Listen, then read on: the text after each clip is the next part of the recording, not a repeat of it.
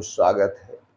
दोस्तों, क्या आपने कभी सोचा है कि 16 से 60 साल की उम्र में शरीर में ही लोग सबसे ज़्यादा एसिडिटी, गुस्सा और बॉडी हीट की शिकायत क्यों करते हैं? इसका मुख्य कारण है पित्त दोष, जो युवा अवस्था में सबसे ज़्यादा सक्रिय होता है। दोस्तों, आयुर्वेद के अनुसार जीवन को 3 चरणों में बाँटा गया है। बचपन जो होता है वो कफ प्रधान होता है, बुढ़ापा वात प्रधान और युवा अवस्था यानी 16 से 60 साल की जो ये युवा अवस्था होती है, इसमें सबसे ज़्यादा पित्त प्रधान होता है यानी पित्त बनता है। आधुनिक विज्ञान भी यह कहता है, युवा अवस्था में मेटाबॉलिज्म, हार्मोन्स और स्ट्रेस हार्मोन उच्च स्तर पर होते हैं। इसी कारण से बॉडी हीट और इरिटेबल होती है। दोस्तों, इस कारण से शरीर में पित्त ज़्यादा बढ़ता है। फास्ट फूड, देर रात तक जागना और कॉफ़ी चाय की आदत आग में घी का काम करती है, आग में घी डालने का काम करती है। अगर आपके साथ भी हो रहा है बार बार एसिडिटी, पसीना, गुस्सा, नींद की कमी या चेहरे पर लालिमा, तो दोस्तों समझ लीजिए कि आपके शरीर में पित्त बढ़ रहा है। तो दोस्तों, आपने क्या जाना कि हमारे शरीर में 3 दोष पाया जाता है, वात, पित्त, कफ। जिसके शरीर का ये 3 दोष डिसबैलेंस हो जाता है, बढ़ जाता है, उसके शरीर में बीमारियां उत्पन्न होती है। जिसने भी अपने शरीर के इन 3 दोष को बैलेंस करना सीख गया दोस्तों, वो स्वस्थ रहना सीख गया। उसको कभी दवा की ज़रूरत नहीं पड़ेगी। तो दोस्तों, इसका अस्थायी समाधान क्या है? आज के वीडियो पे इससे संबंधित सारी जानकारी शेयर करने वाले हैं। दोस्तों, हमारा शरीर जो है ये पित्त दोष, युवा अवस्था, और सबसे ज़्यादा हम युवा अवस्था में ही रहते हैं, यानी से 16 से 60 साल की अवस्था को युवा अवस्था कहते हैं। और इन जो 3 दोष पाए जाते हैं, इनका हमारे शरीर में एक फिक्स स्थान भी है। अगर हम स्थान की बात करें तो दोस्तों, हृदय से ऊपर का जो भाग होता है वो क्या होता है, एक कफ दोष का स्थान होता है हृदय से।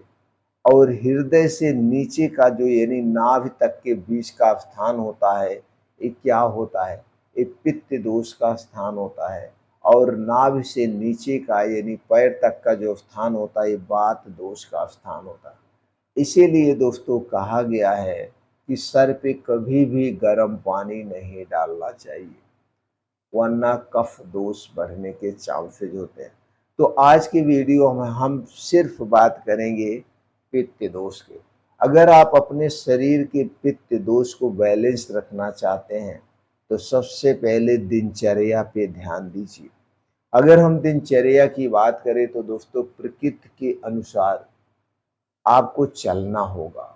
और खास करके दोस्तों, प्रकृति के अनुसार सोना, जागना और उठना होगा।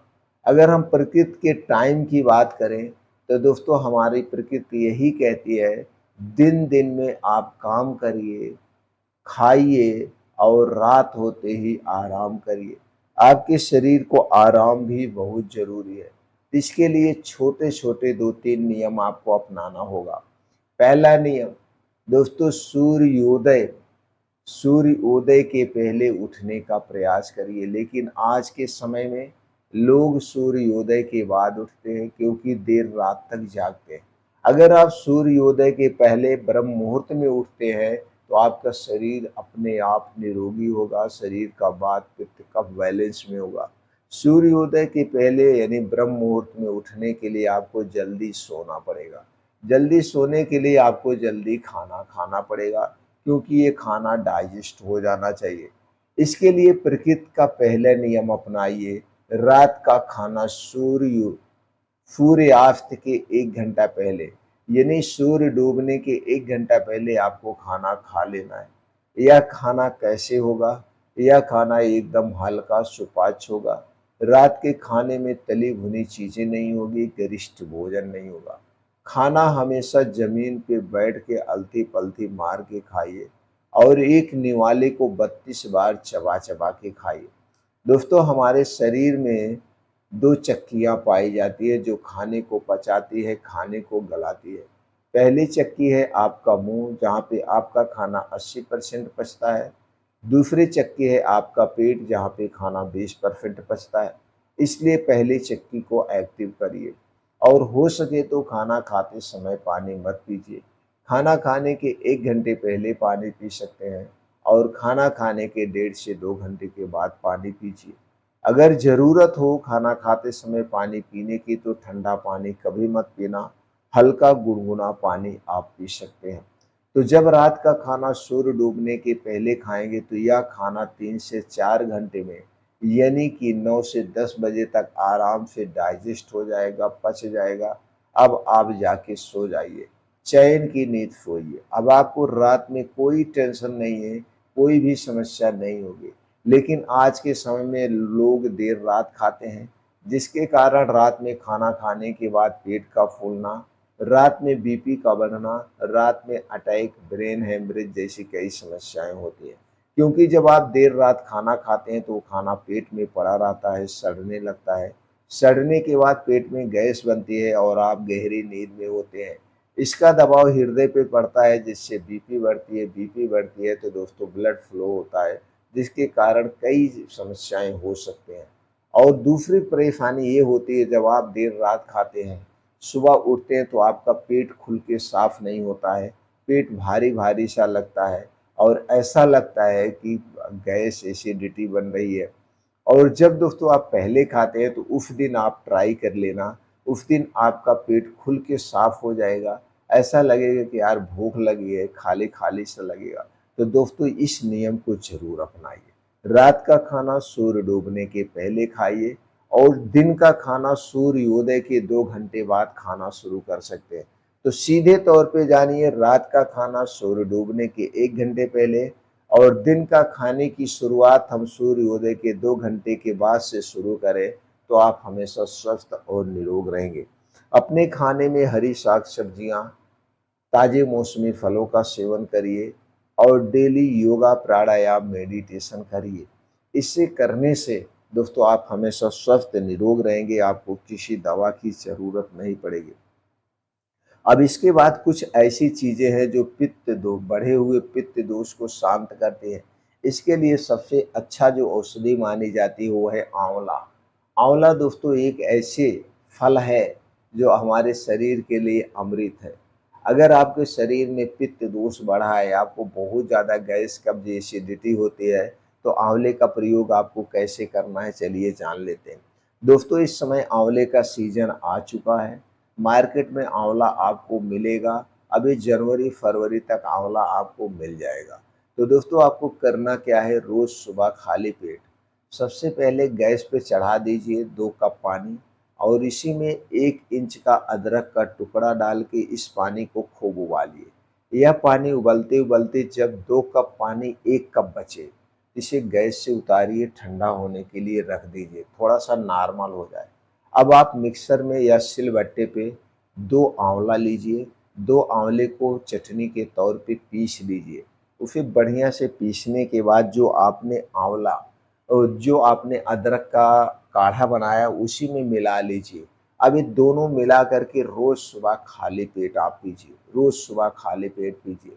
बस एक सावधानी बरतनी है, इसे पीने से पहले और इसे पीने के 2-3 घंटे बाद तक कुछ भी नहीं खाना-पीना है।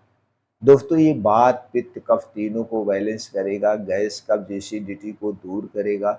आपके शरीर में कोई भी बीमारी है जैसे ब्लड प्रेशर, ब्लड शुगर उसे भी ठीक करेगा, फैटी लिवर को भी ठीक करेगा, आँखों की रोशनी को भी बढ़ाएगा, बहुत सारे फ़ायदे हैं। अगर हम साइड इफ़ेक्ट की बात करें तो कोई साइड इफ़ेक्ट नहीं है, सभी लोग प्रयोग कर सकते हैं।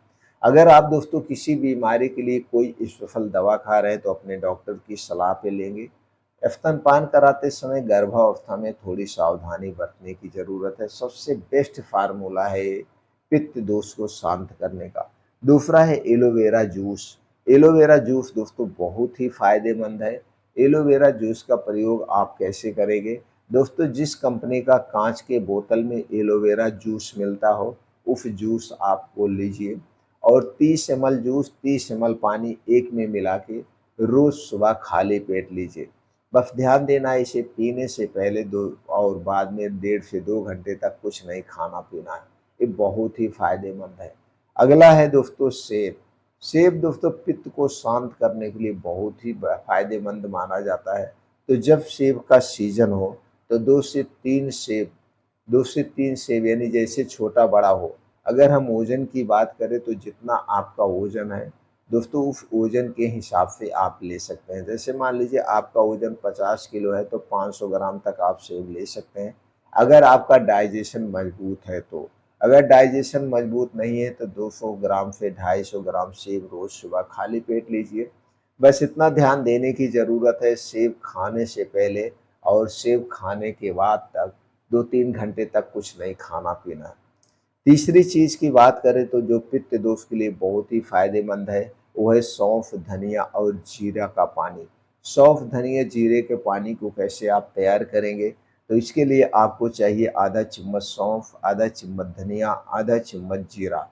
इसे लीजिए धुलने के बाद रात को मिट्टी के बर्तन में भिगो दीजिए और सुबह ये पानी और धनिया, ये पानी जो है जिसमें आपने भिगोया है इसे गैस पे चढ़ाइए और इसमें थोड़ा पानी और बढ़ा दीजिए यानी 2 कप पानी कर दीजिए।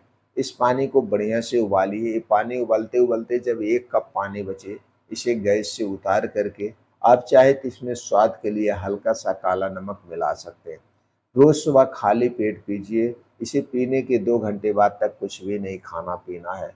आप देखेंगे कि आपका पित्त दोष शांत होगा। इसके बाद त्रिफला चूर्ण बहुत ही फ़ायदेमंद है। अगर आपका पित्त बढ़ा हुआ पेट साफ़ नहीं हो रहा है, तो रात में 1 चम्मच गर्म पानी के साथ खाना खाने के 2 घंटे के बाद त्रिफला चूर्ण लीजिए। ये वात, पित्त, कफ तीनों को बैलेंस करेगा। लेकिन इसके साथ-साथ पित्त को बढ़ाने वाली जो चीज़ें उनका सेवन नहीं करना है। क्या नहीं करना है? घर के बाहर की तली भुनी कोई भी चीज़ नहीं लेना है। Junk food, fast food, cold drink, soft drink, ठंडा पेय पदार्थ कुछ भी नहीं लेना है। आपको अपने घर का बना हुआ खाना ही खाना है। दोस्तों पैकेट बंद, डिब्बा बंद कोई भी चीज़ नहीं लेनी है। चीनी, मैदा, रिफाइंड तेल से बनी हुई जितनी चीज़ें हैं आपके पित्त दोष को बढ़ाती है, इसे आप दूर रहिए। आपका पित्त दोष बैलेंस में रहेगा।